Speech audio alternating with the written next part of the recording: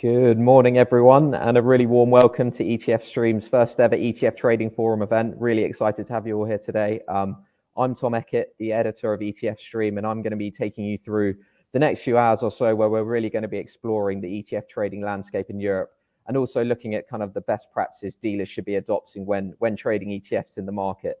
You know, there can be a lot of uncertainty when trading ETFs given, you know, the fragmented liquidity and the fragmented market in Europe.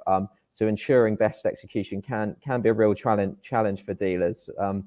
You know, this is why we've launched this event. Hopefully, we're going to be hosting it in London next year. And yeah, we're going to hopefully provide some real insights into the latest developments taking place in the space.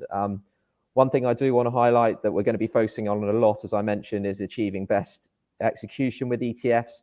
You know, the likes of Jane Street and iShares have released some really interesting materials on this subject. And, you know, as we all know, trading at risk via RFQ platforms accounts for over 50% of the market now.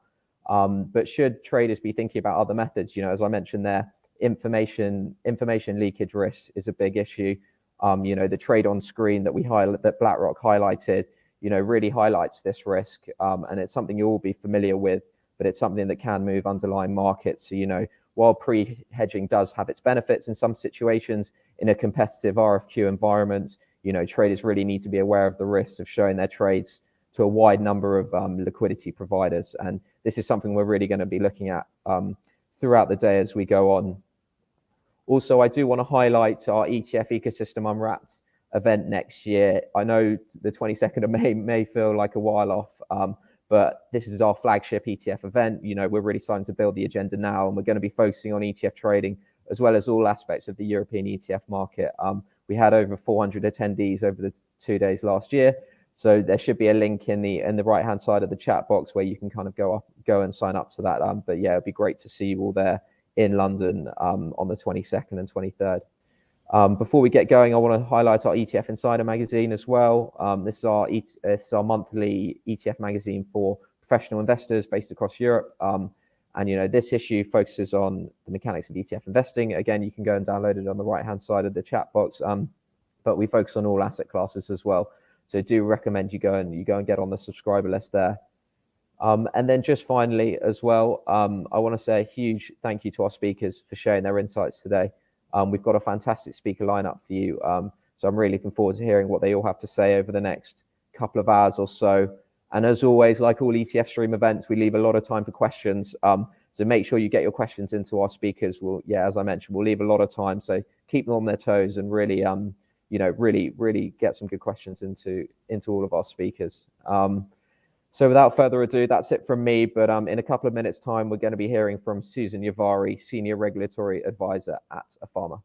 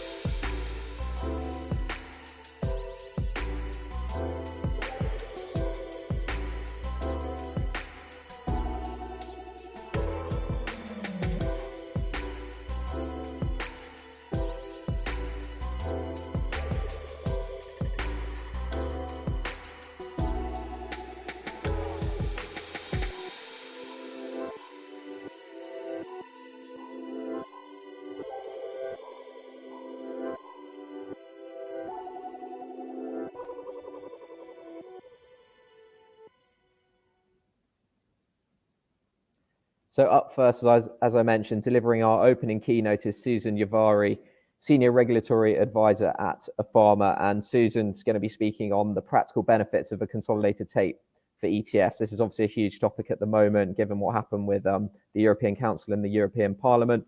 So there's no one really better placed to speak about kind of the latest that's going on in this space. So if I could welcome Susan up on stage. Susan, good to see you.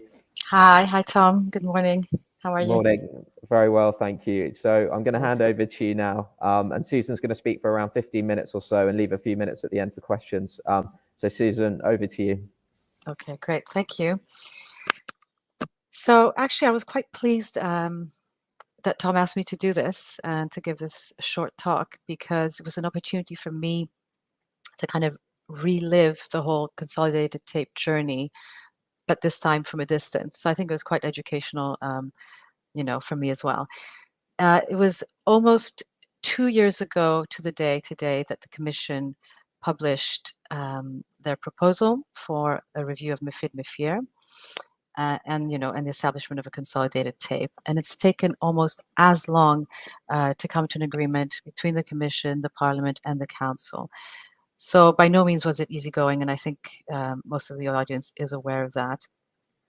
I also think that as policy issues go, those that were in favor of an ambitious consolidated tape, I think can, without bringing on some type of curse on myself, I think we can claim the moral high ground here, because we never really flinched. We did not alter our position at any point.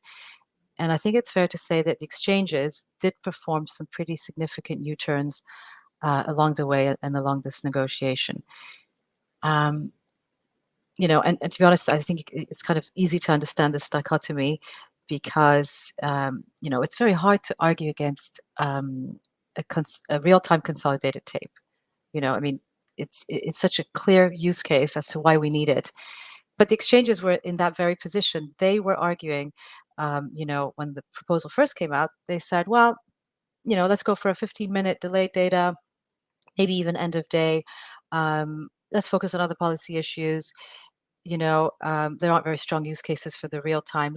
Let's just start easy and slow with 15 minutes of delay, which of course we had to push back on, and explain that a slow tape with stale data was a very limited value. So that was our first battle. The next one came in the form of the exchanges, and in my mind, they were very much sort of hiding behind the smaller exchanges. So that became the new battleground. So the claim was, how could you think of introducing a consolidated tape when it's going to hurt the smaller exchanges of Europe, who rely so largely on their data revenue, and this could imperil their listing and trading activity, and of course, I think, most of you again will agree that if anything, this would be a pretty major benefit even for the smaller exchanges, because they would get that added visibility, and there would no longer be a need to opt in for data. So to say, oh, I really am interested in seeing the Bucharest Stock Exchange or the Athens Stock Exchange, the data would be there automatically on your consolidated tape. So it brings much more sort of eyes and visibility on those securities. So yeah, so I think that didn't take them too far, the small exchange argument. And in the end, I think as the community that was in favor of the consolidated tape, we said, look, if you want to have an opt-out, and if the exchanges feel that it's not in their interest, that's for them to make that call. They can decide to opt out, or if they are opting in, they can have a preferential remuneration scheme. So they will be compensated on a better sort of higher, proportionally speaking, a higher revenue than the established and larger exchanges. The next fight came, and this was an interesting one. They said, all right, fine, we didn't succeed with our prior sort of two strategies. Let's just do an ETF tape. Forget equities. There's a lot of buzz around ETF. Okay, we'll do a bond tape, which was, as you know, the sequencing was always from early on was established. It would be a bond tape and then the equities tape. They said, right, we'll do bond and then let's do ETF. And that we can live with, because it's unlikely to eat into our revenues, although of course they wouldn't say that publicly. And there too, I think we held firm because, you know, from a consumption standpoint and from an ease of use, it really makes sense to have ETF and equities data together combined on a single tape. If you consider that it's the equities trading desks who are going to be, you know, consuming the tape, there was very little sort of understanding why we need to have a separate process and a separate tape, other than to kick the equities tape down the road and you know, and show kind of some kind of success around that. You know, and then fundamentally, equities and ETFs, you know, behave in the same way. There would probably be one or two additional data fields to accommodate ETFs, but otherwise you're looking at very much similar data sets.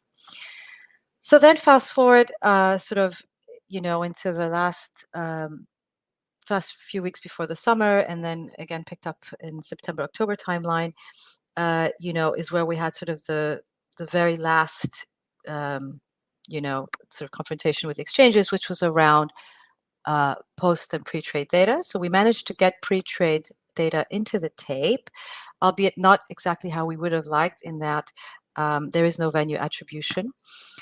So you would have a European best bid offer, but no ability to see the venue that's offering that price and that volume. And also, we don't get the depth of book. So it's top of book only. So now I'd like to maybe just, you know, talk about what we didn't get, right? You know, and how this final proposal could have been improved, and you know, what we would have liked to see in an ideal world, okay? So firstly, as I just mentioned, you know, venue attribution is pretty important. And I think, you know, even if we're talking about top of book, it would have been a much better sell if, you know, you're able to show not just price and volume, but where that price and volume is being offered. So yeah, so I think, you know, it's nice to be able to get an indication of where liquidity is, and sort of what the best price is at any given moment. But the fact that you can identify the venue, you know, is a little troubling, and you know, from a best text standpoint as well, I don't think it's ideal. So we see how that evolves. There is a review built in. So by June 2026, the Commission does have to, and ESMA together, they do have to look at, you know, how the tape has performed, and whether there is, you know, a case for expanding and potentially bringing in the venue attribution. So that's one point.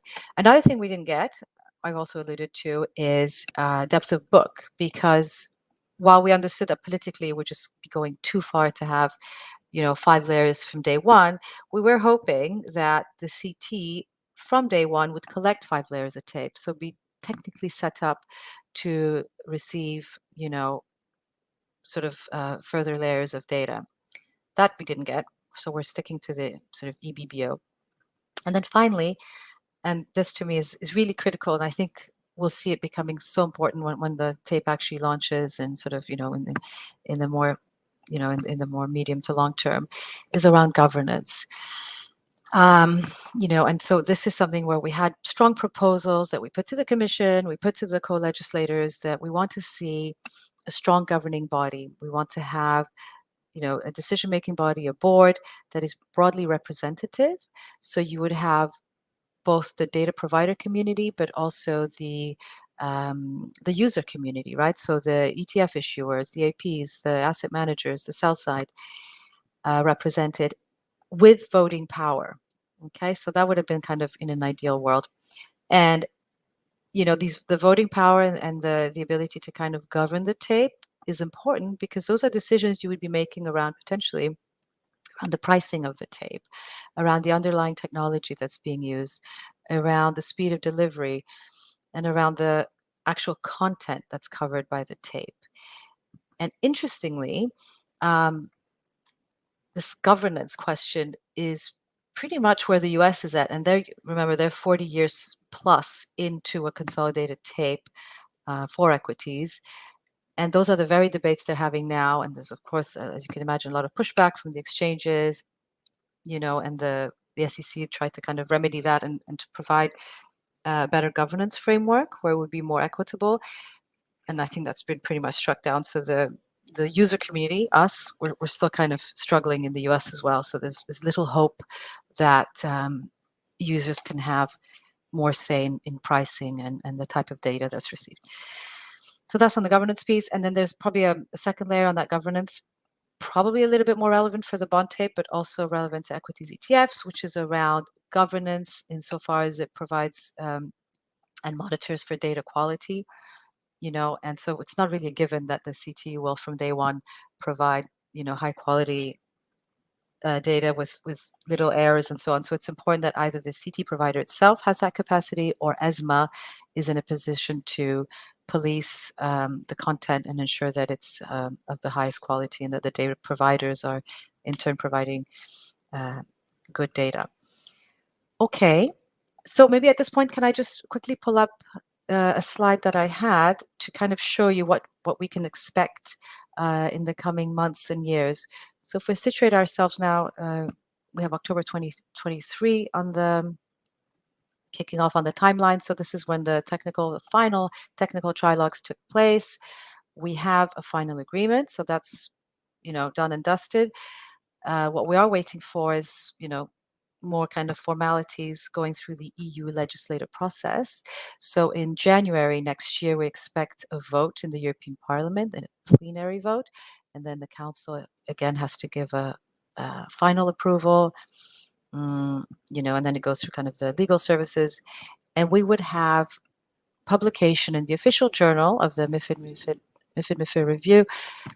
We're estimating around end of Q1 of next year, so end of March 2024, right?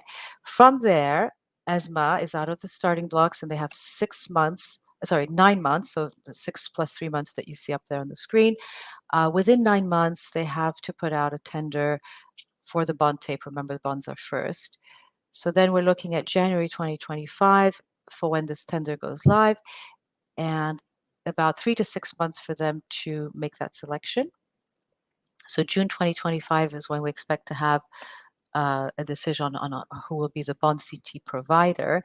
And at the same time, we expect the tender for the equity tape to be launched. And again, a further 6 months for the, for that process, which would then put the bond CT launch around end 2025, depending on how long they take to select the winning bidder, and then probably, and this is fairly conservative estimate, Q1 2026 for the equities ETF CT. So not before Q1 2026. So a good 2 years away, assuming everything kind of runs like clockwork. So yeah, just wanted to give you kind of a visual on what to expect next. So we're good now. If you want to remove the slide, that's fine.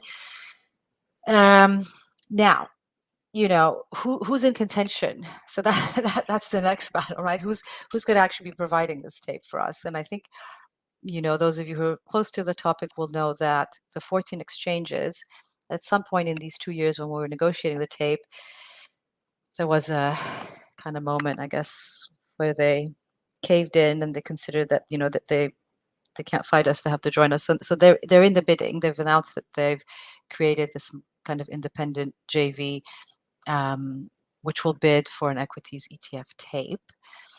I think it's questionable quite how independent and kind of detached, from their own business they can be, but that's something to be seen. Now, the other contender that you might be familiar with is Adam mentioned. They were actually kind enough to loan me the timeline that they had prepared. So, Adam Mancha is very much kind of the product of buy and sell side. They were, another instrument, another voice in favor of an ambitious consolidated tape. Gosh, I'm looking at 9:50. I think we're coming up to taking longer than I thought. So let me go through. But anyway, so Adam Mancha is probably sort of the underdog, and if this was a movie and you had the 14 exchanges on the one side and you had Adam Mancha on the other, I know I'd be, rooting for the underdog, because frankly, the exchanges come with a lot of baggage, a lot of history, whereas Adam Mancha, if you can visualize it, slightly utopian, but it's a consolidated tape by the users, for the users. includes sell and buy side. It could be a very nice kind of new, model for data for us in Europe.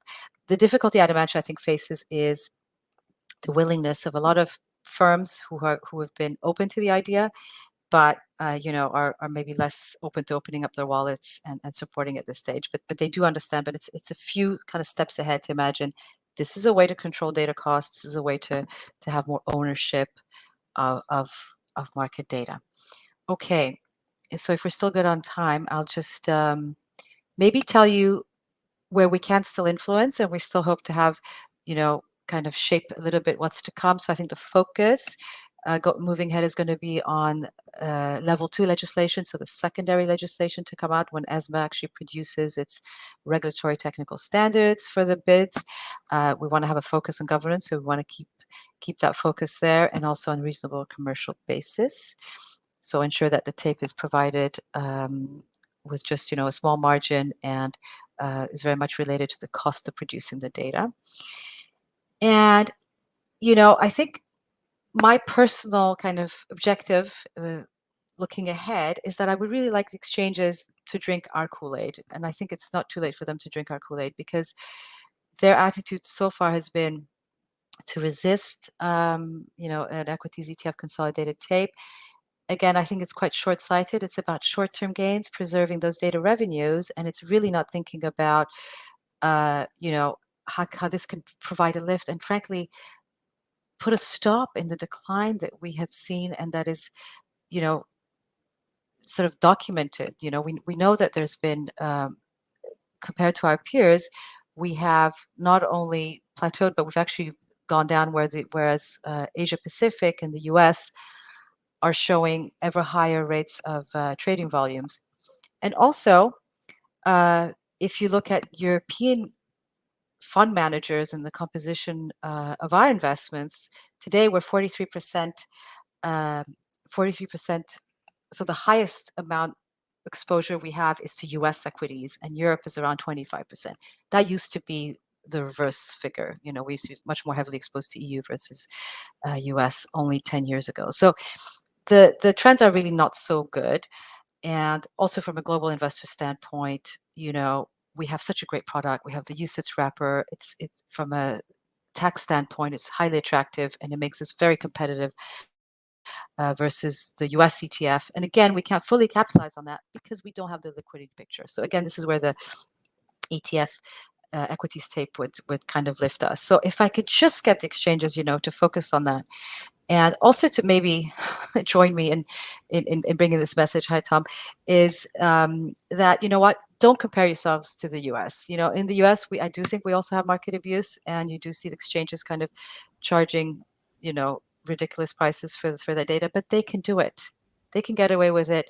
We don't have that luxury, and we need to make our data well-priced, competitive, and sort of consolidated. And I think that would go a long way in terms of kind of lifting our capital markets. Sorry, I overran. Probably had a couple more things to say, but perhaps we can go for questions, I guess. No worries at all. Yeah, we've had a couple of questions. Great stuff, Susan. I suppose one question from me really quickly was, you released a report about saying sort of, there could be 1 trillion inflows into UCITS ETFs if the right kind of consolidated tape got introduced.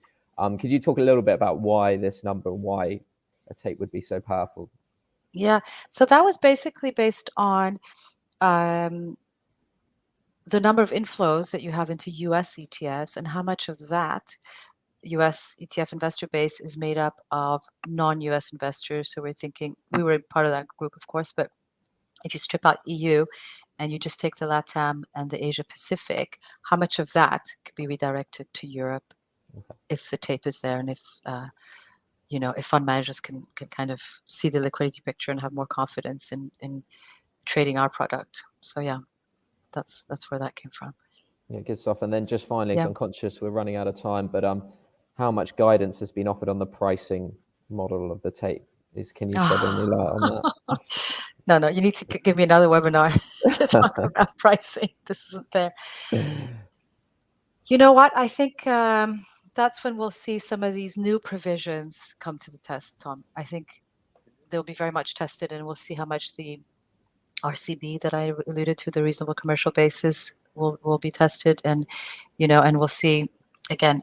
I guess it's two-step test, isn't it? It's the legislation, and then who ultimately wins that bid, and who's providing the tape, and how they use it. So it's a lot of questions, sadly, still in the air. But yeah, we're progressing, and yeah, if you can get the exchanges to drink the Kool-Aid with me, I've got plenty here to share. Great stuff. Thanks a lot. Okay, yeah, Tom. that's sadly all we have time for. But Susan, thank you so much for coming Okay. on and sharing some of your insights with us today. Up next, we've got our panel of the day. So looking forward to that.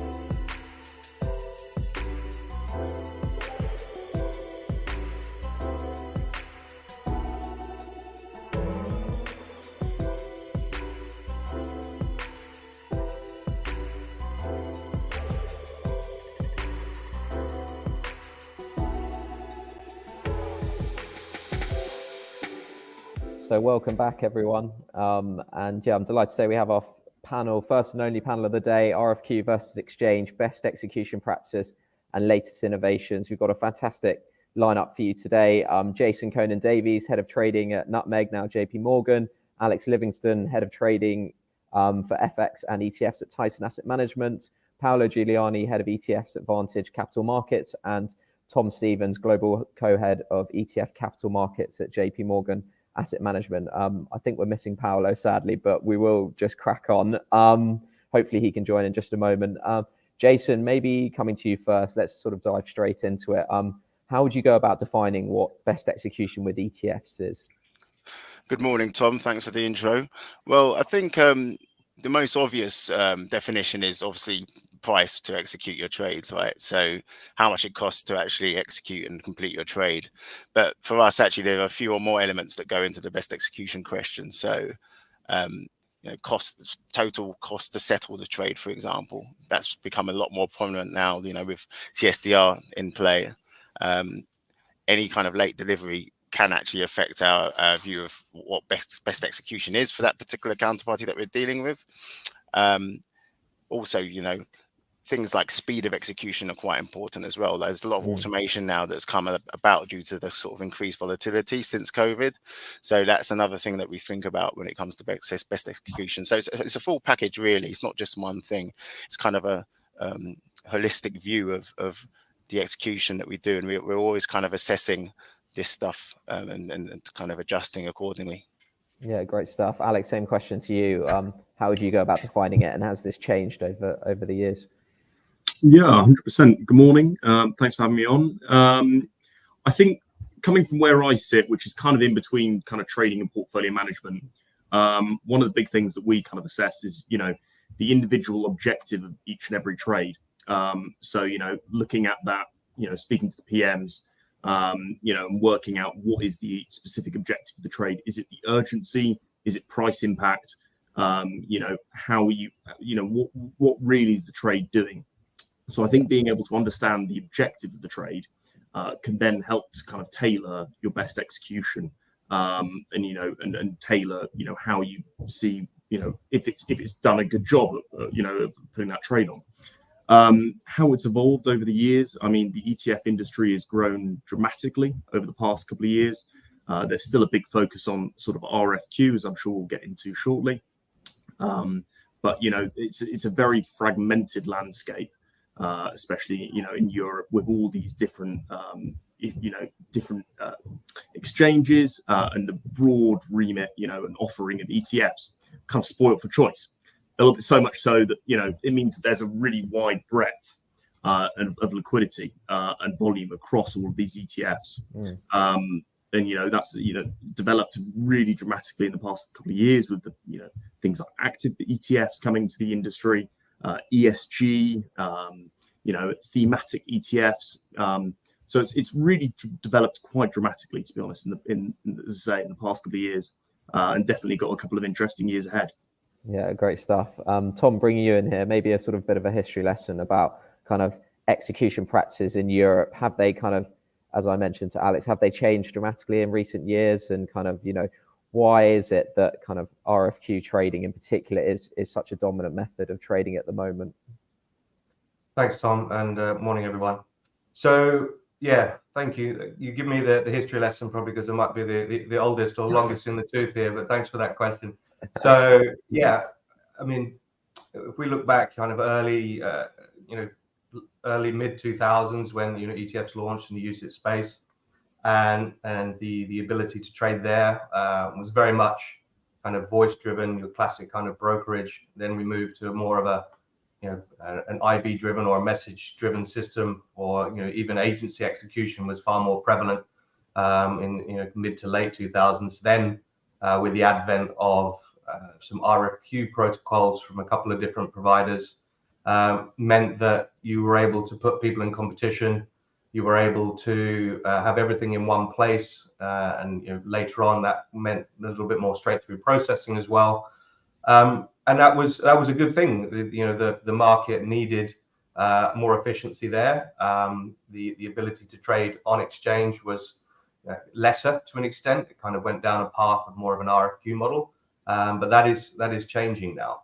So particularly in the UCITS space, we're seeing more and more algorithmic options. I know we're going to touch on that a little bit later as well, but I definitely think this is the direction of travel now in terms of choice. So I think it's a little less RFQ versus exchange as a little bit more both. And we just touched on best execution and the different trades that are put in front of Alex and Jason to assess which is the best way to trade. And that's the whole point of best execution, whether that's price, cost, or 8 or so other different elements that JP Morgan Asset Management looks at in order to trade ETFs and other instruments.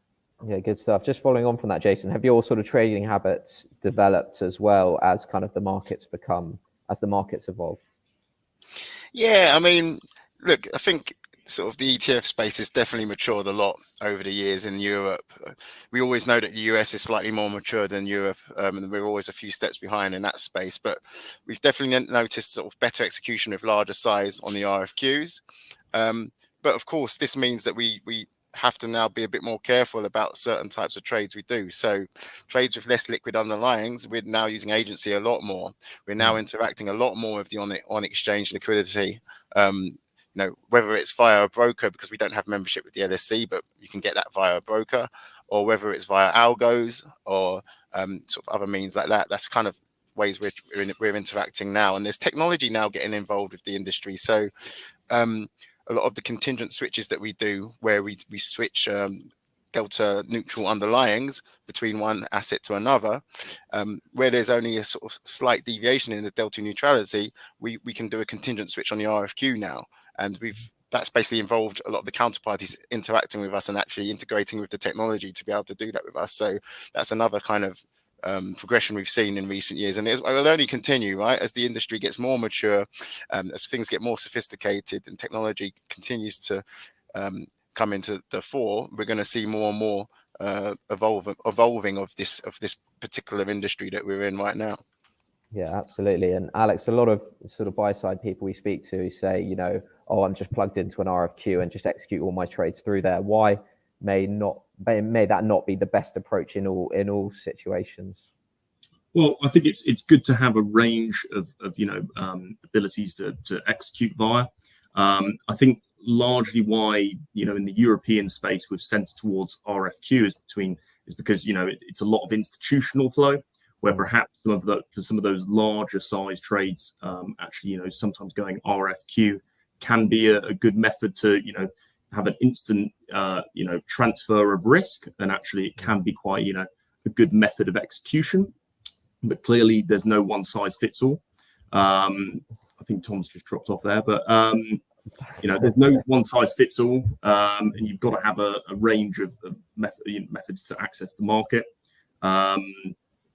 So yeah, and I think, to be honest, issuers touching on what Jason was saying, I think issuers have done a really good job in, you know, educating the market, getting to really understand the liquidity dynamics of how ETFs work. You know, looking at, for example, screen ADVs, you know, you could be, you know, very much understood that you look at a screen ADV of, you know, an ETF on Bloomberg or, you know, Frinsic Icon or whatever, and you actually think it's not that liquid, but then actually looking at the primary underlying market and how much liquidity you can actually access there through tools such as like ETFL, you know, or some of the other, you know, sort of pre-trade liquidity and assessments that you can do with other providers, you can actually understand that there's quite a lot more liquidity there than just seen on the screen.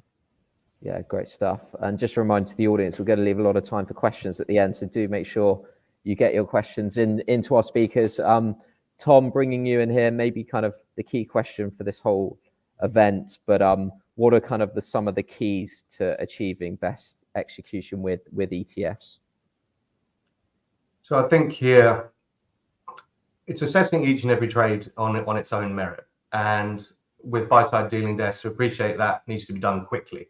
So being able to, you know, have the tools in order to do that needs more technological development. So we've seen from a handful of banks and broker dealers the path they've gone down with ETF fair value algos or ETF algos that have adjusted for, you know, mid or small cap, you know, implementation shortfall algorithms. It is this ability to be able to assess each and every trade quickly and choose the right venue, whether that be RFQ or trading on exchange with a standard algo, or trading on exchange with a more sophisticated ETF specific algo. So I think being able to have that choice, being able to have more than just RFQ, as you pointed out earlier, Tom, is definitely what we see as you know, the demand from different client base. We've held events this year and last year where you know, both Jason and Tom have been in attendance, and they said we just want more choice, the ability to be able to assess each and every ETF trade quickly and in a different way, so that I am delivering best execution, is what I want. And that's you know echoed for another 10 to 15 or so UK buy-side dealing desks. Yeah, good stuff. Paolo, welcome. Well done for managing to get on here. We're just talking about sort of best ETF execution. From your perspective, what would you say are some of the keys to achieving this? Well, definitely is the key is the instrument, really the instrument, and maybe the time of the day and the urgency of the trade. So the size, so all these aspects, they need to be put all together in order to really achieve, and also the needs of the client, because each client has his own needs. Like in a day like today, the settlement probably is crucial. Today, when you trade US with US underlying or USD currency, with the Thanksgiving holiday coming on Thursday and Friday, so the settlement maybe is even more important than the price, because maybe some custodian of some clients, they are not able to settle in USD currency on Thursday. So or they want to have the settlement on Friday. Friday is half day in the US, so maybe you end up having the settlement on Monday with 2 more days of settlement. So really, it's a completely different scheme from the price. So maybe you have a client that really wants to trade. Okay, you want to achieve the best execution, but for them on a day like today, the best execution is having a settlement maybe on Thursday, if you are able to settle on Thursday, or could be even Monday. And with the interest rates that we are having at the moment, so failing on the settlement for 1, 2, and as I said in this example, could be up to 4 days of delay settlement is really, really expensive for clients. So I can tell you that achieving a best price of 0.25 bips will end up with a failing on the settlement, will end up having a big penalty that could be really in the region of several bips just for 4 days of longer settlement. So as I said, the crucial point is not always the price, but also the settlement and the time of the trade. Because if you are able to trade maybe before the cutoff time of a primary order, you can settle before let's say the usual settlement cycle. Otherwise, you end up having a later settlement on the trade. Yeah, great stuff. And yeah, Tom, do you want to jump in there? Yeah, I think Paolo's absolutely right, and it kind of plays back into some of the things we talk about trading on exchange. So there is there's an opportunity cost by not looking for or assessing some of the liquidity on exchange before deciding to trade on an RFQ. But that's where all buyers and sellers, the natural definition of an exchange or a stock exchange is where people go to buy and sell shares, stock, ETFs. So being able to have that kind of en masse approach instead of a more of a bilateral or one to many different brokers using the RFQ, you have an ability to be able to meet other buyers, other sellers on exchange, and that can help mitigate some of the settlement costs or settlement risks for netting and clearing that we should be taking advantage of as buy-side ETF practitioners. Yeah, good stuff. And Tom, just following on from Paolo's point around settlement, what about the impact of kind of T+1? What is that throwing a bit of a sort of spanner in the works slightly in terms of settlement? What's your take on that move? So for the markets for US, Canada, Mexico next year, they're going to be doing that in May 2024. All ETF issuers, all buy-side participants are getting ready for that, whether it's mutual funds or ETFs, and the underlying trades that we have to do.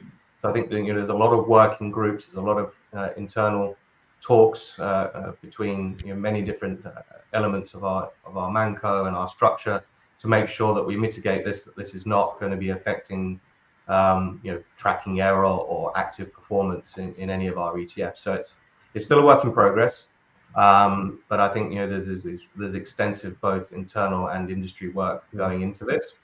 Again, not to labor the point too much, but if we look at both the US and Canada and Mexico going to T1, and then what we might be doing with regards to Europe and the UK with T+1. Stock trading on exchange can help mitigate that. If everybody was there and trading T+1 in that respect, then that you're going to be trading T+1 against somebody else, right? So you need to be able to look at that and assess that for what it is. Yeah, great stuff. Jason, what's your take on that question around kind of best execution? What are the kind of keys from your perspective? Yeah, so the question you asked about sort of how best to get that best execution is one that rings kind of sort of really relevant to us, So essentially, engagement with all the stakeholders within the ETF ecosystem is really important, right? So we have to work together. I think Tom mentioned this earlier, but we work with issuers to sort of plan any large moves that we may make in the future. We work with counterparties, obviously, because we're trying to get best execution in terms of price with them. And so sometimes we'll be looking for indications of pricing on certain trades that we want to do, obviously not giving too much away. we even work with other buy side constituents at events like this and other similar events where we discuss kind of our experiences with different issues within the industry, you know. And then obviously we even work with a lot of the trading venues, so the LSE, the Bloomberg, the Tradeweb, multilateral trading facilities such as those.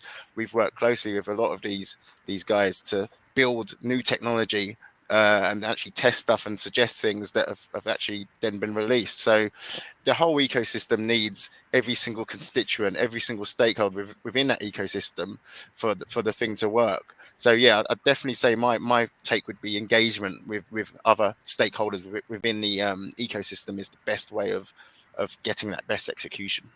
Yeah, good stuff. And Alex, sort of same question to you, but sort of breaking it down a little bit about when should traders when should you execute at risk, you know, via an RFQ? When should you go NAV, agency? What are the different approaches you have? When should you execute all those different sort of trades?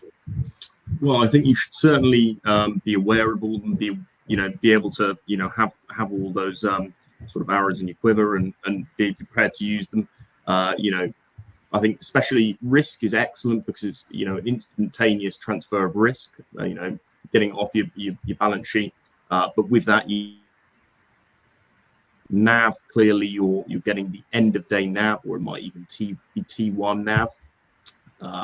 So effectively, you're willing to take on that the market moves, but you'll be, perhaps be sort of getting a better, tighter price to sort of mid or NAV than sort of risk. And then finally, there's also sort of agency coming into it as well.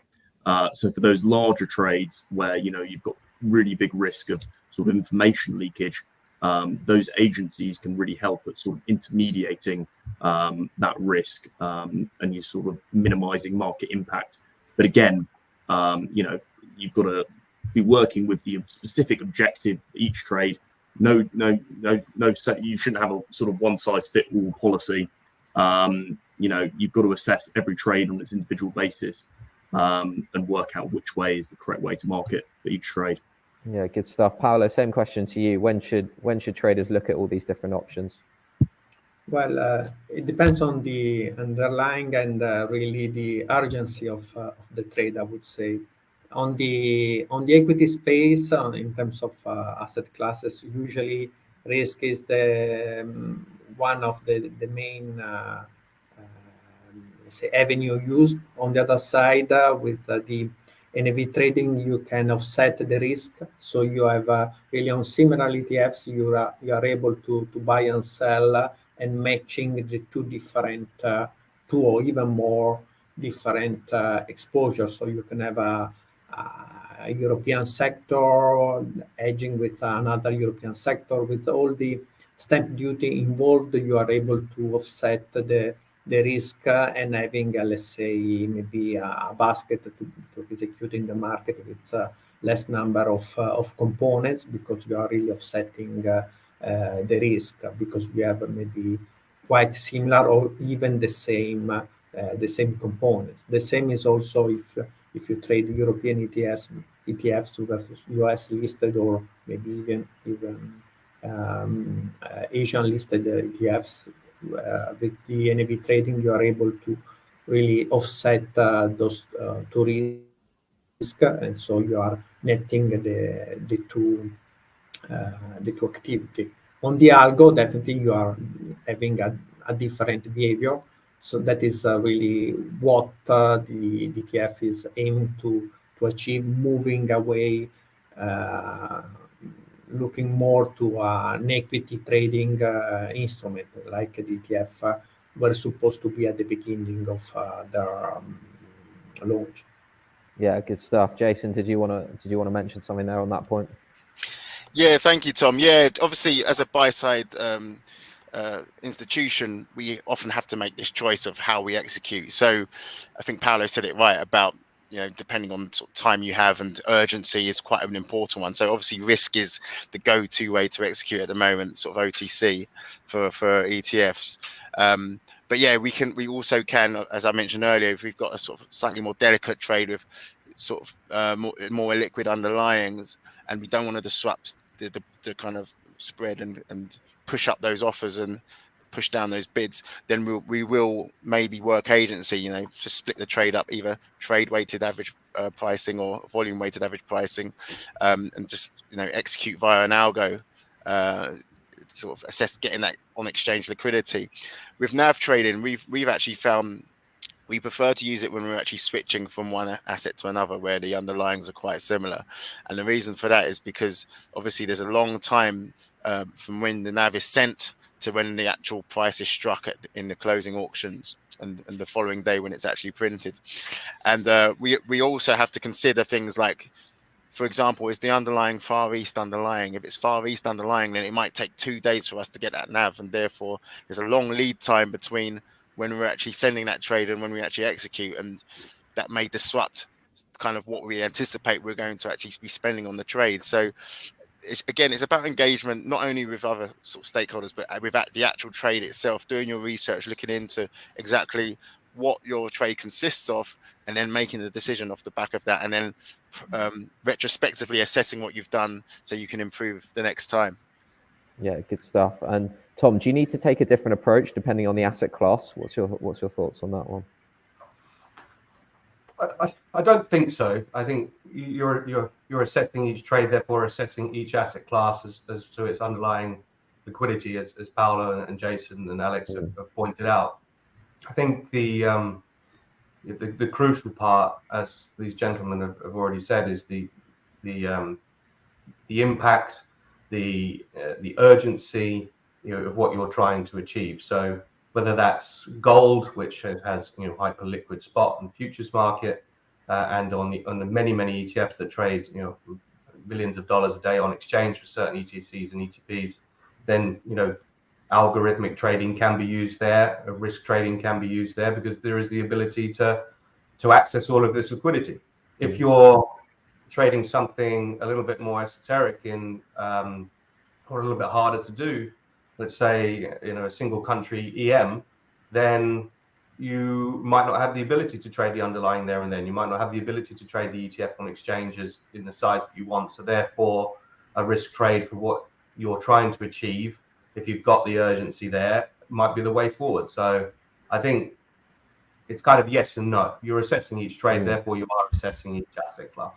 Yeah, good stuff. And you mentioned ETF algos there. How much of a kind of positive impact have they had on the European ETF market specifically, and how are they kind of helping buy-side traders achieve that best X? Well, I think we're at the early stages here of development. We mentioned earlier 4 or 5 different banks and broker-dealers that are developing different ways to assess ETF liquidity via algorithmic desks or low-touch desks. I think it's definitely the direction of travel in the future for way ETFs need to trade a little bit more, well, a lot more, to be honest, on exchange, and to kind of level up the ability to do so across lots of different asset classes and different ETFs. So I think with that, we have to encourage the exchanges to do more. We have to encourage our banks and broker dealers to do more, to develop more, to spend those technology resources in order to be able to offer a more complete package. And the exchange is the same. When we look into the market maker side, those that are providing liquidity on exchange, what are those data costs? What are the clearing and settlement costs? How many messages per second can they send before they get charged more, or is it a complete bundle? Therefore, we can encourage more people to come to the stock exchange and trade there, because there's a number of firms that are waiting to see and waiting to make sure that the European market goes in a similar direction to the US. And Alex, same question to you. Is this some ETF algo something you're sort of increasingly starting to use more? I think, to be honest, I kind of echo Tom in saying that it's kind of early days. I think people are still kind of feeling out, who's got kind of, which algos work best, depending on, the asset class, and depending on your urgency, all the rest of these, matters that we've already kind of discussed.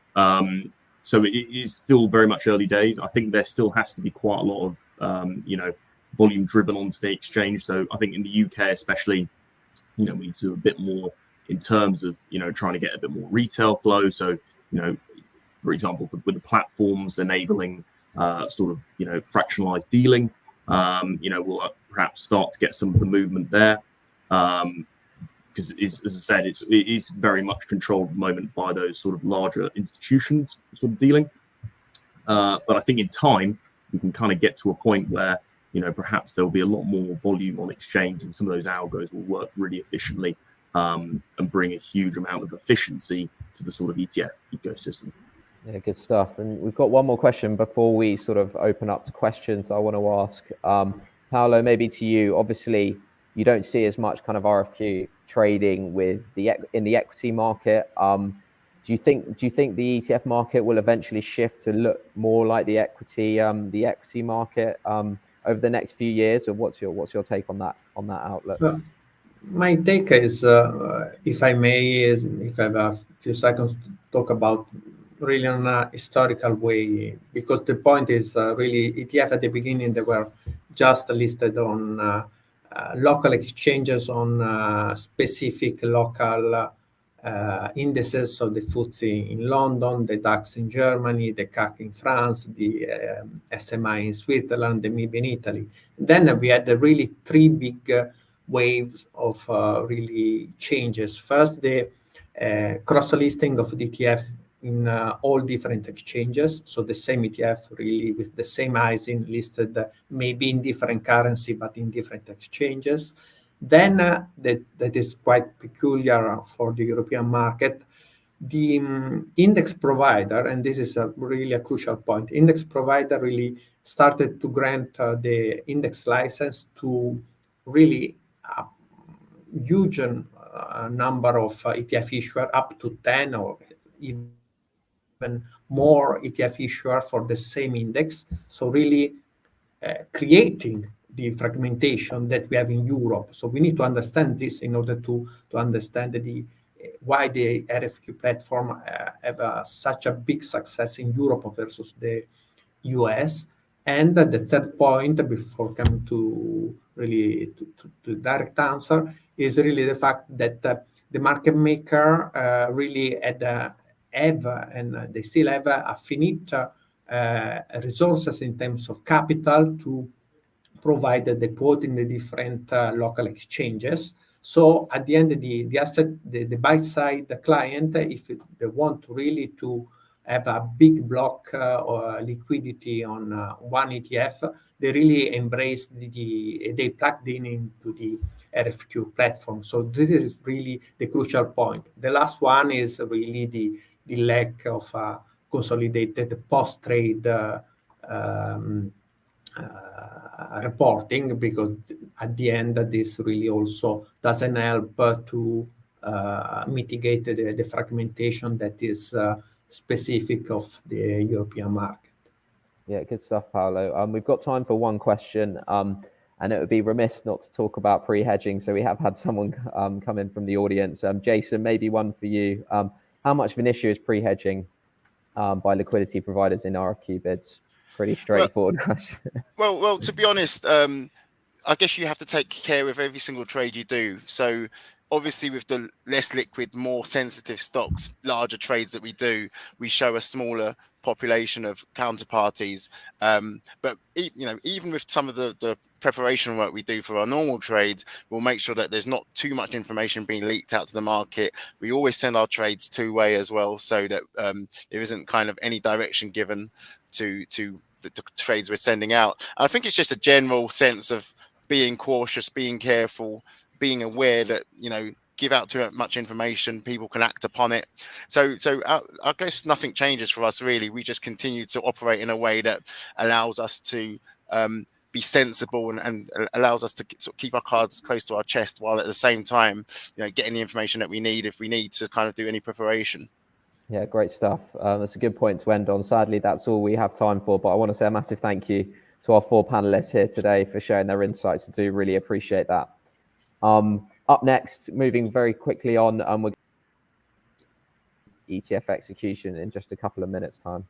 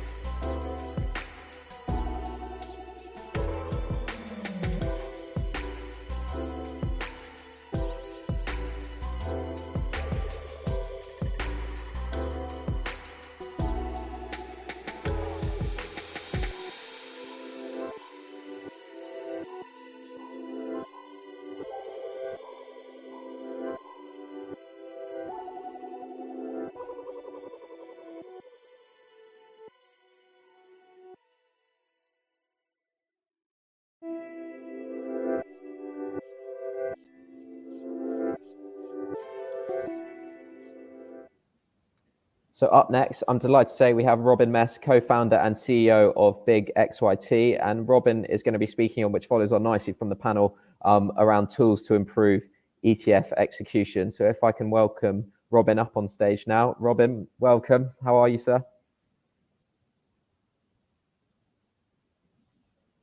Can you hear me okay?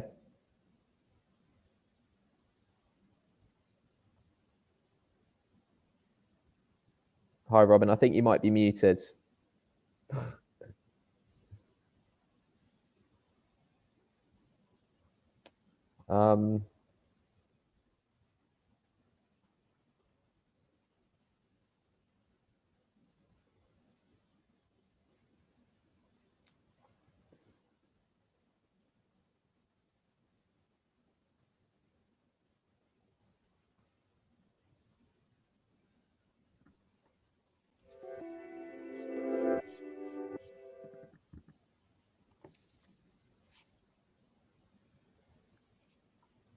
Hi, Robin. I think Hey, that Tom. might be. Good morning, Is that working everyone. now? Unfortunately, Morning. I can't hear you.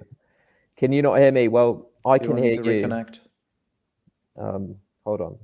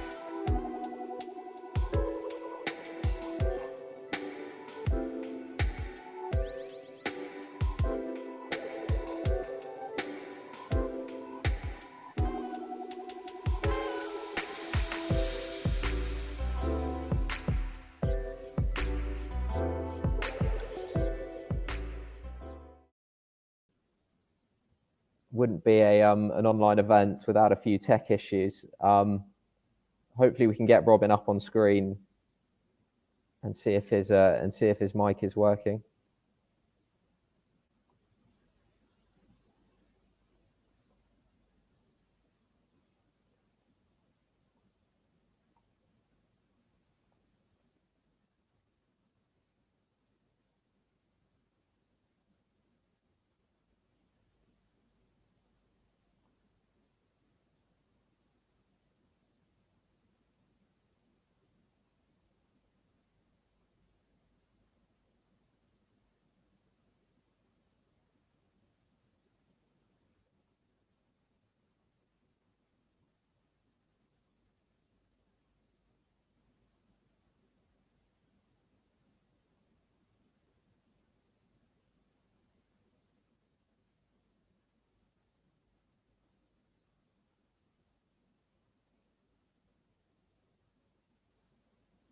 Hi there. Hi, Robin. I can see, I can hear you. We got there eventually. As I mentioned, it wouldn't be an online event without a few tech issues. But yeah, so we're going to be speaking on for about 15 minutes now on the tools to improve ETF execution.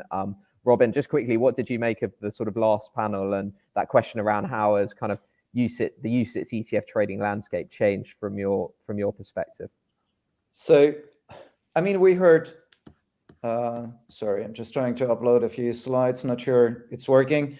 I think the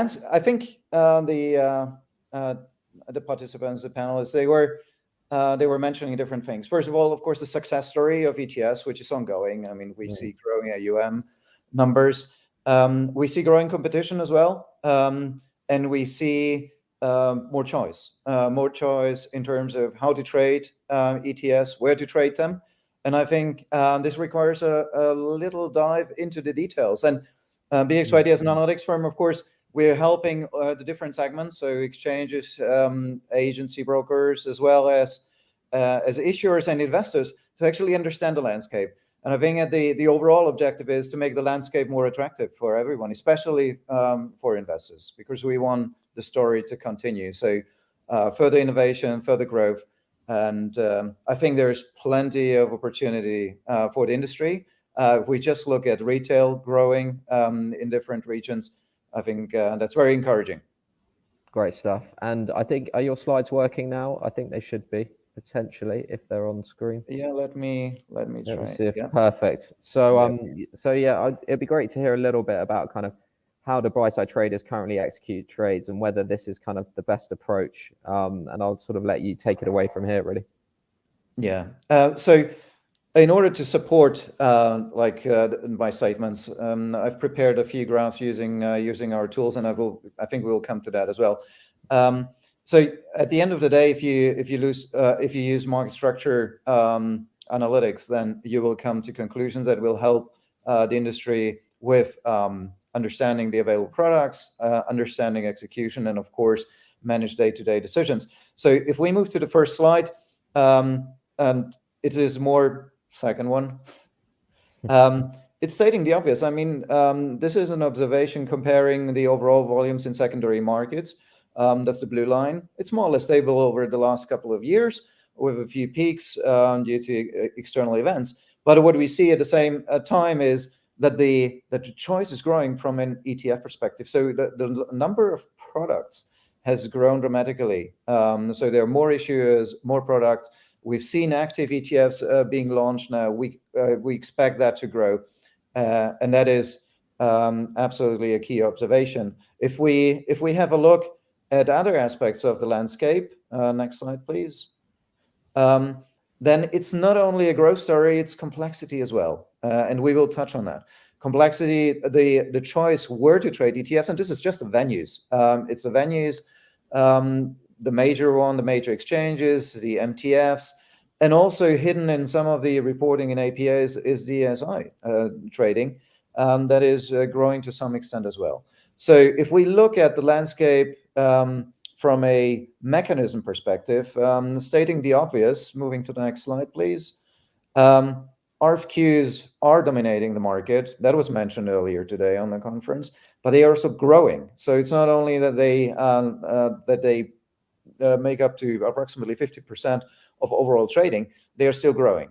So the investors like the RFQ mechanism, and I think what we can see here and on exchange trading was mentioned as well. On exchange trading is actually, especially central limit order books, it's actually decreasing, and that might not be in interest not only of the exchanges but of the investors. So we have to look closer. On the next slide, we can look at the benefits of competition. So complexity is one thing, but the benefits are clear. It's very cost effective to trade ETFs.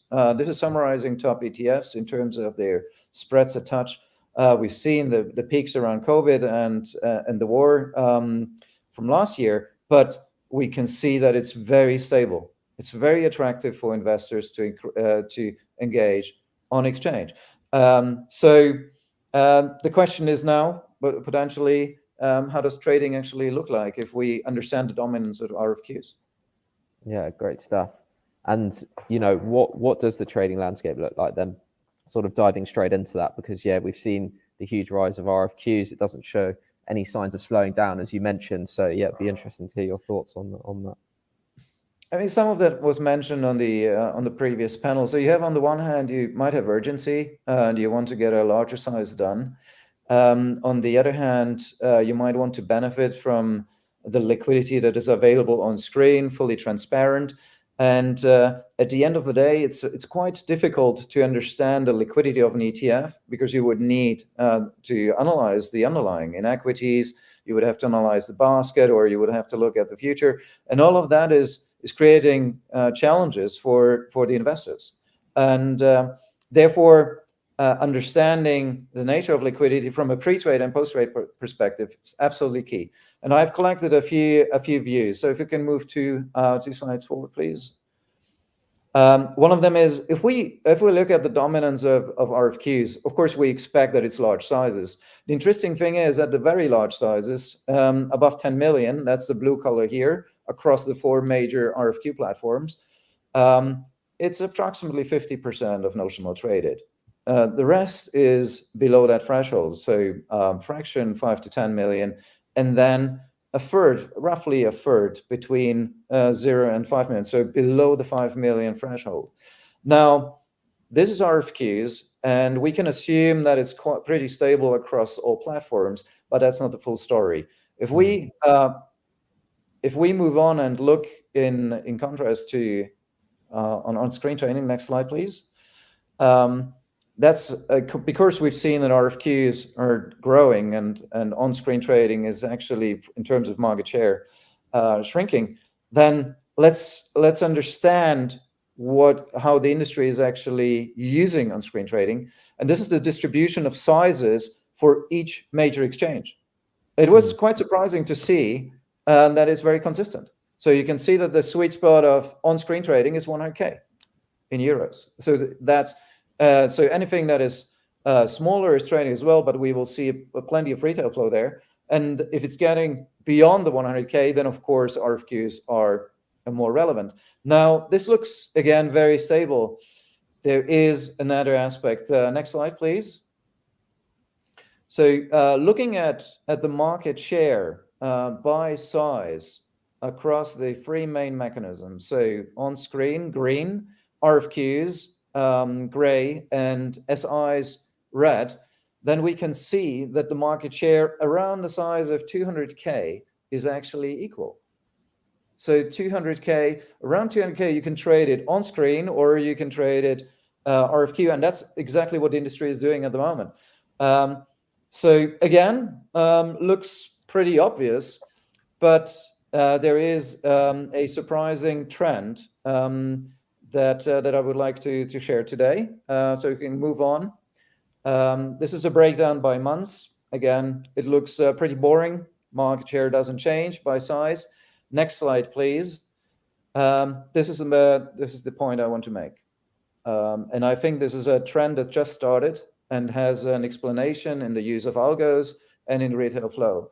So we can see the red line here is the trading mechanisms in Q3 this year. The blue one is Q1.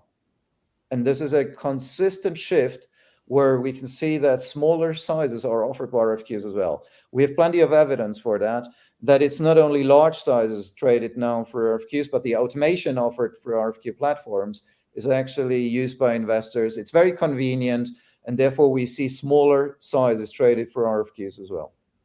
And that is, of course, changing the balance and the market share of the overall trading volumes. One thing that I would like to mention as well is SIs. If you look at the bottom left, you will notice that there are small sizes traded on SIs. All of this change is evidence for systematic behavior primarily driven by liquidity providers and market makers. Yeah, really good stuff. And what would you say, we spoke about this a lot on the previous panel as well, but what would you say are the keys for buy side to kind of achieve that best execution with ETFs? I think it's very important for the buy side to to use analytics. I mean, these changes in market structure, they happen because technology is heavily used by liquidity providers, by algo providers. Now, what kind of tools should we use? First of all, best execution is not only comparing the bid and ask of the EBBO or a given market.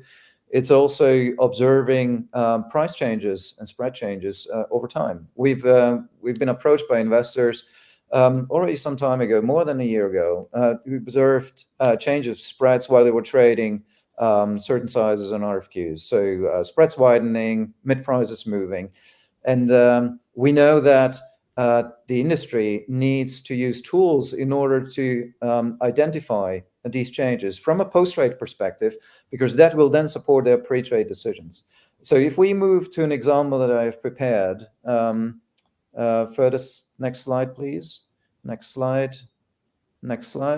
Yes. So this is the usual picture that you would like to see. Best execution, you're executing at the mid, that's the orange line. You have the bid-ask prices nicely around that. Now, that is not the big picture because it's just showing 25 milliseconds before your trade and 25 milliseconds after the trade. Now, if we increase the time window that we are looking at, also knowing that RFQ trades sometimes take a couple of seconds, then we suddenly see that it's not even within the best bid and offer. So by expanding the window, we can see that the mid price was actually above my execution price before and after the trade, that liquidity a touch disappeared, and that my trade was maybe not the best price I could get. Now, usually the industry would argue, but this is absolutely fine for large sizes, it's very convenient, etc. We're not saying this is good or bad. It's just you should know. So when you are measuring best execution from a post-trade perspective, not only the time of execution is relevant, look at reversion, look at arrival. From this screenshot, you could easily see that the RFQ was most probably, and this is not private data, this is actually a public print, they were submitted around about 20 seconds before execution. Yeah, really interesting stuff, Robin. And obviously, there's been huge issues around pre-hedging and stuff like that. Obviously, big XYT, you have a few tools at your disposal as well to kind of help buy-side traders with this best execution. Could you talk a little bit about those, especially the kind of verification tool? You've got the real-time tape you've just introduced that we covered to the market. So it'd be good to hear your thoughts on those. Yeah, we noticed that more and more investors they actually ask for tools to be better informed. Education was an aspect that you covered nicely in the previous session. So we try to help with that. We are being used by issuers in order to support them with independent evidence. And the tools that are most popular is liquidity analytics. You have to understand what liquidity is from an ETF perspective, as well as of the corresponding underlying. That means the equity basket and potentially even listed derivatives like futures. From a pre-trade perspective, if you want to measure your impact to influence your decision because you want to minimize impact, you might want to calculate actually the expected impact based on the basket. So you can upload a basket and get a pre-trade estimate. So these are examples what buy-side firms use these days. But at the end of the day, it's a comprehensive view. So pre-trade, you need to understand liquidity from a historical perspective the same day, and that is the reason why we launched real-time analytics earlier this year. And then you have to seamlessly integrate that with your post-trade view, because that is your own executions and the outcome will influence, and it will influence your decisions and will help you to improve them. And at the end, the objective of all of this is to make sure that the industry is a level playing field. They all have tick data analytics, reliable tick data analytics available to engage with liquidity providers, with brokers, and that will, I think, make it a high-level conversation or honest conversation very easy, where they can discuss volume profiles, spread profiles, Not to forget about issuers that are paying for liquidity, actually. So there are so many examples where analytics is key for the industry and helping to educate them. Yeah, great stuff, Robin. Sadly, that's all we have time for. But one thing I do want to ask you before you go is just around your sort of key takeaways from this discussion. What would you say is the most important message for buy-side traders when trying to execute trades in the European market? I think the brokers and the issuers, together with our help, we try to increase the confidence. I mentioned at the beginning that the landscape can be quite complex.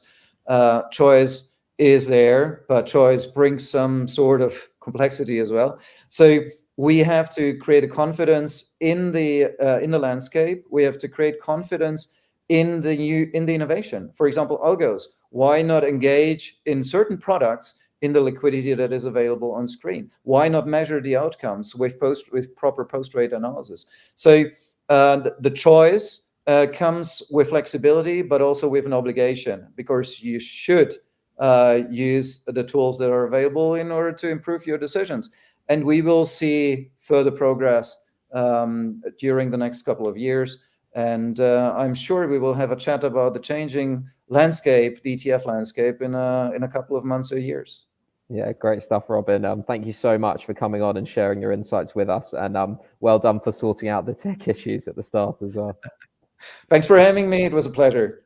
Great stuff. So up next, we've got our final session of the day, the closing keynote, which is going to be focusing on the impact of CSDR and T+1 settlement on European ETFs.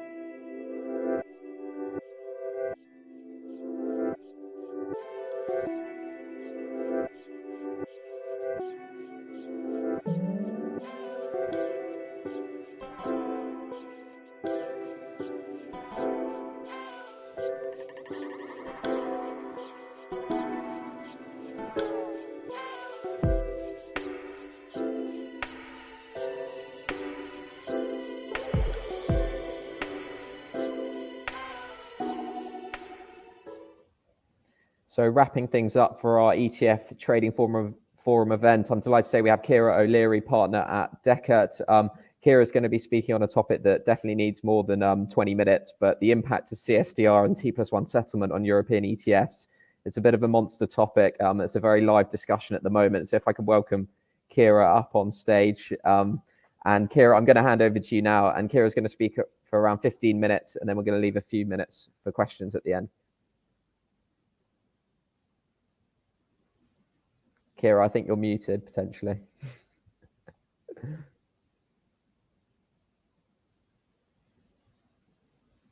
Not working at the moment, sadly.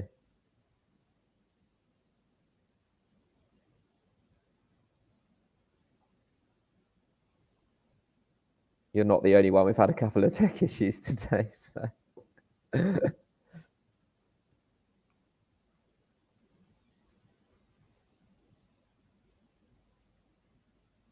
Maybe try dropping off and coming back on.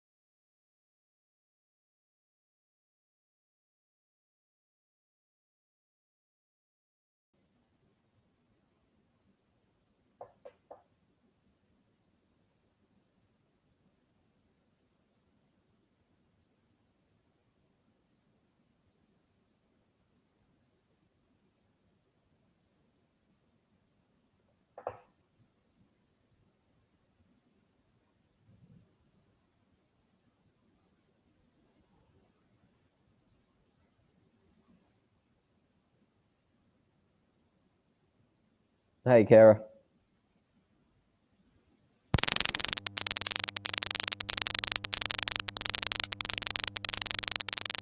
Getting quite a lot of crackles. Yes. Okay.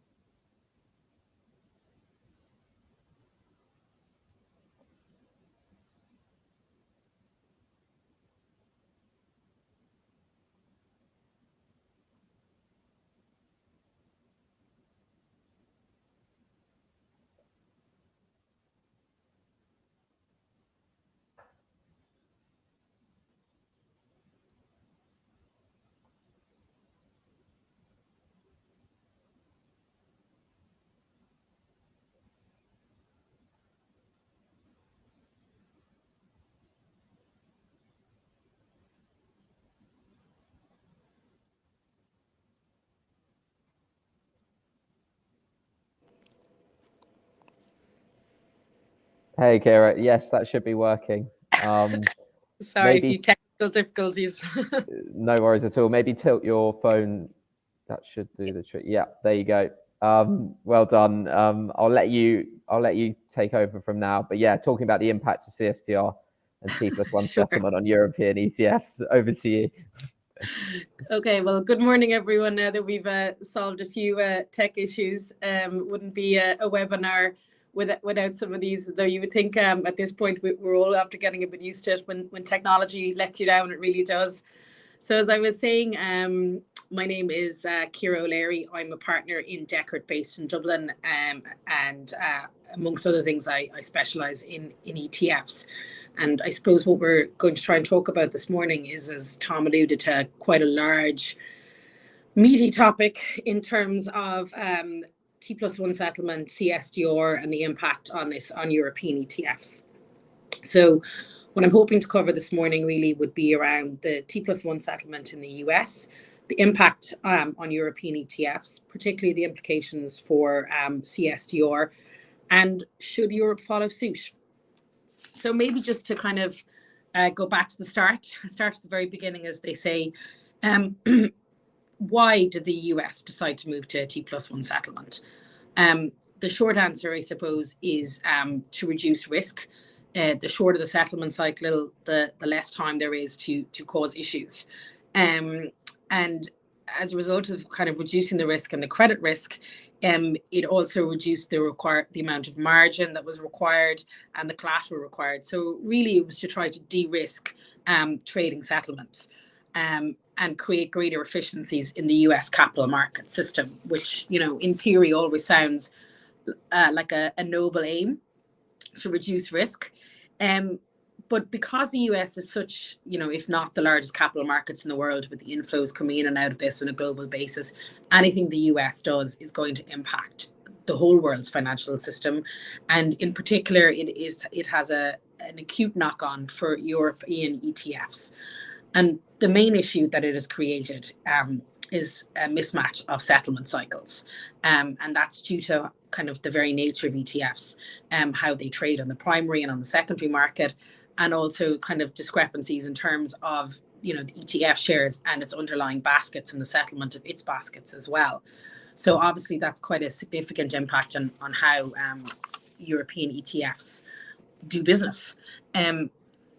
You need to kind of take a little bit of a step back and think, how could the US implement what seems like such a far-reaching piece of legislation so easily it's because the US is a homogenous jurisdiction, really. You know, it has a smaller number of exchanges, it has one currency, you know, it in itself is a defined market, whereas you cannot say the same for Europe.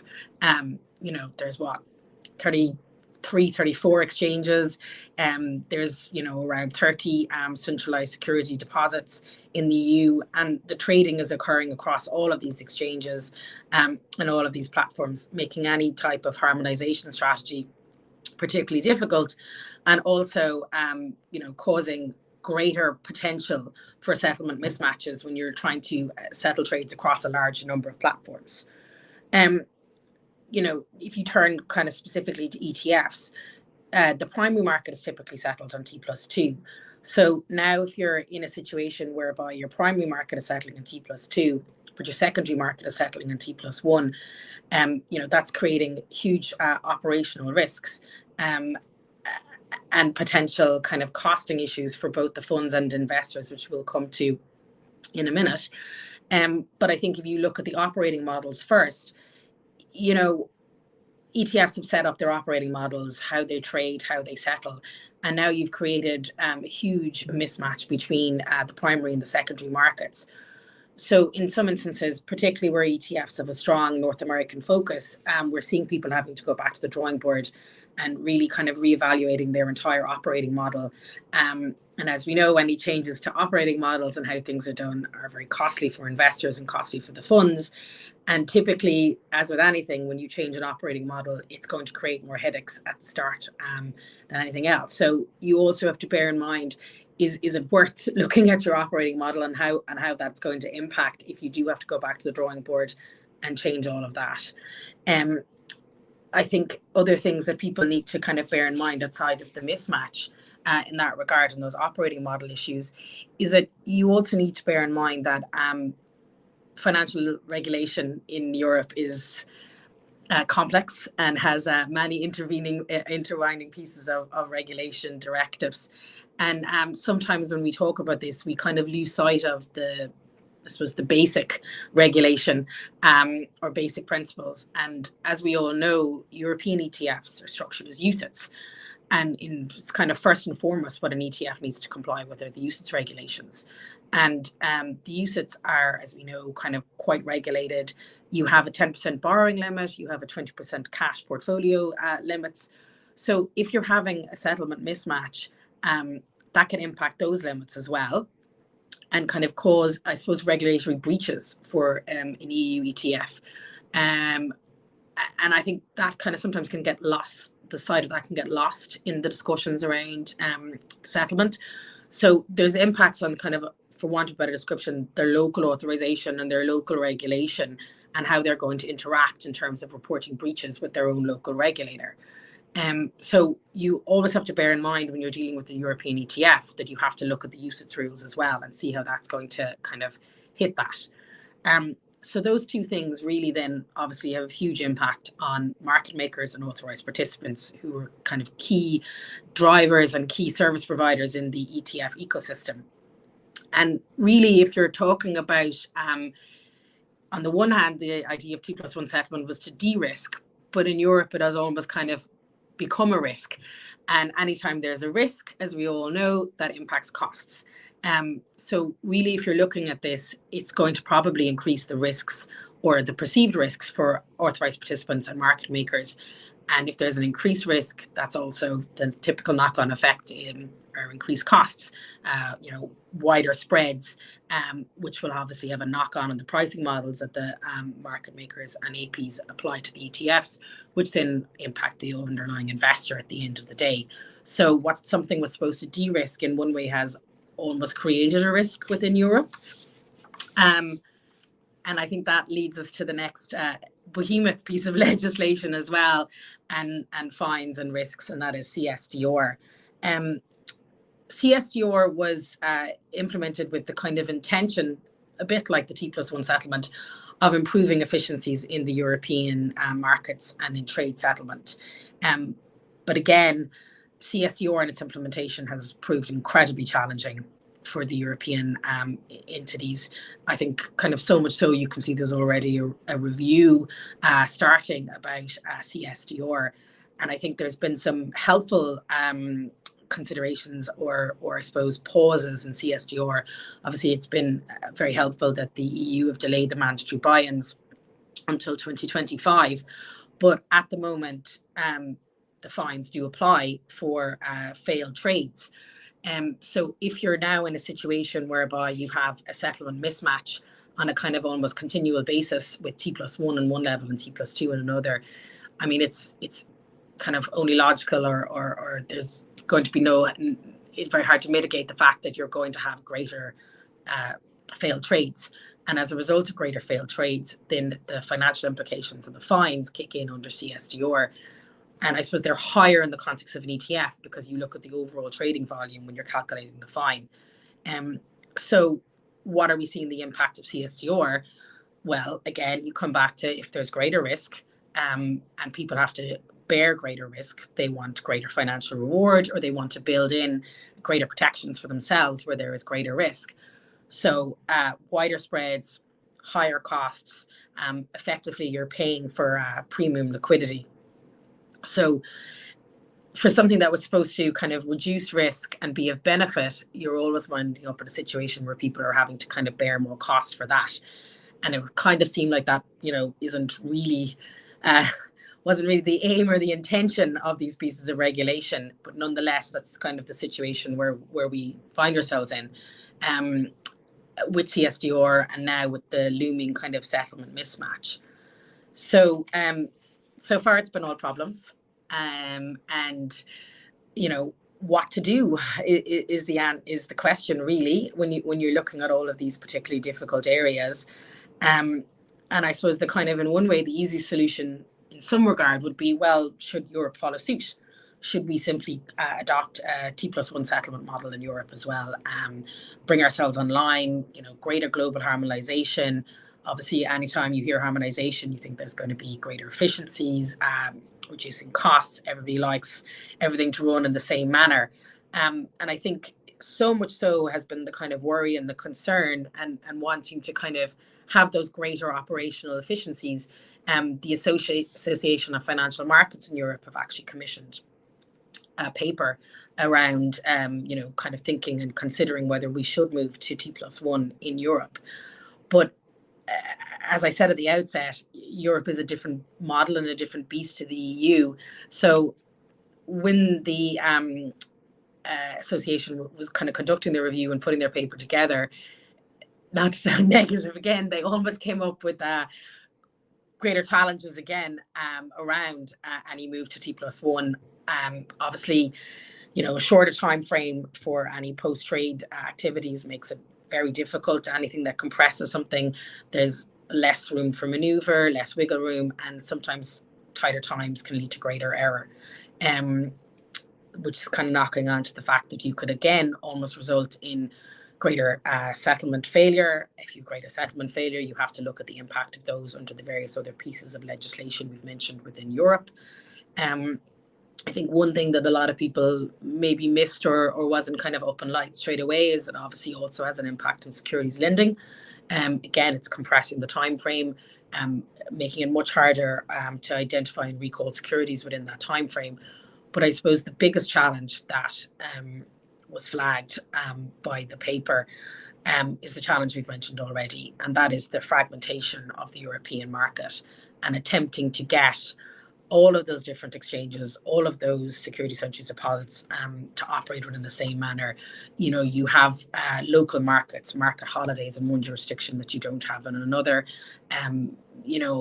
You have the euro within the EU, but you have other currencies within Europe, and in particular other currencies for kind of key ETF trading markets in Europe.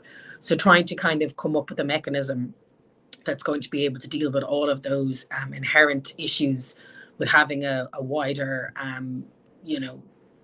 market that isn't just comprised of one exchange or one or two exchanges, but exchanges and local issues, makes it pretty complicated to try and move the whole of Europe to a particular system and a particular operating model. That being said, I think people are, want to consider this, and I think industry is looking at it, and the AFME paper really does strongly recommend kind of further consultation within the industry to look at the benefits and the challenges of moving to a T+1 settlement. I think it's highlighting the fact that there would be a significant coordinated effort required from a myriad of financial market participants to make this effective and to allow the T+1 settlement to come into Europe. So I do feel like I've been slightly, I suppose, negative is too strong a word, but it is certainly challenging.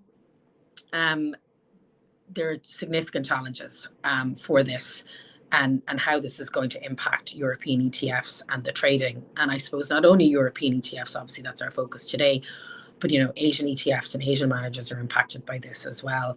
And I suppose there's no easy answer to the fact that this is looming for 2024, and that people are really going back to the drawing boards around their operating models to look at this and see how best deal with this situation and the issues created by the T+1 settlement. So I might see if anyone has a few questions now that hopefully I can answer. Yeah, awesome stuff, Kira. Really good, really good. Just, yeah, I suppose a question from my side is around sort of harmonization between the UK and the EU. How important is that for the ETF market in particular, given the huge number of listings in the UK and obviously the listings across Europe as well? Yes, I mean, look, that's a hugely, significant issue. I suppose in some ways, if you'd even take a step back from just this particular issue, there does seem to be a kind of indications that there was going to be a divergence in approach from the UK generally going forward from EU pieces of regulation, not to turn this conversation into SFDR or anything like this, but you can see, their thinking was quite different in comparison to what the initial thinking is in the EU around that. So, if you're looking to try and move this in Europe, you absolutely need buy-in from the UK into any of these situations. I suppose my natural disposition is to be optimistic.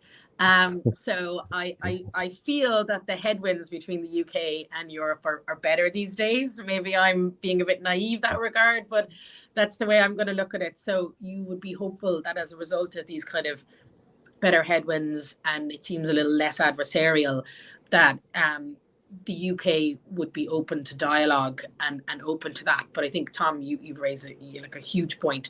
There's no point if you have T+1 settlement everywhere and then you have a further outlier in the UK, because that just is not going to work from an ETF point of view, given the number of listings and just given the significance of the UK market.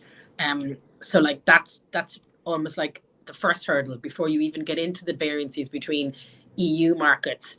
You have a huge financial market that is now outside of the EU, but sits within the EU time zone that needs to be dealt with. And that's going to be tied up into politics, even more so than just any desire of the financial markets. And when you're at the kind of whim of politics in that regard, that makes it much trickier, because it's going to depend a lot on even the results of your next election, how that will play. Yeah, that's really interesting. And then we've just had a question from the audience. Obviously, you've mentioned the sort of challenges of T+1. What about T+0? Is that a possibility on the horizon? Oh my God, I'm still trying to cope with T+1. Well, I suspect that person might be a Bitcoin enthusiast if they're suggesting T+0, but I'm certainly not getting into that. Of course, T+0 instant settlement, we're all getting used to it with Revolut and all of these types of things. Who could argue with saying you would completely de-risk the model if you could do that? I certainly don't claim to be someone who's in the weeds on operating. So I don't know how we'd actually physically is probably the wrong word, but you know what I mean, virtually go about setting up a system that could do that. But of course, T+0, I mean, who wouldn't want something to settle instantaneously? But I think we're probably a little while off that yet. I think we're all still kind of in shock over T+1.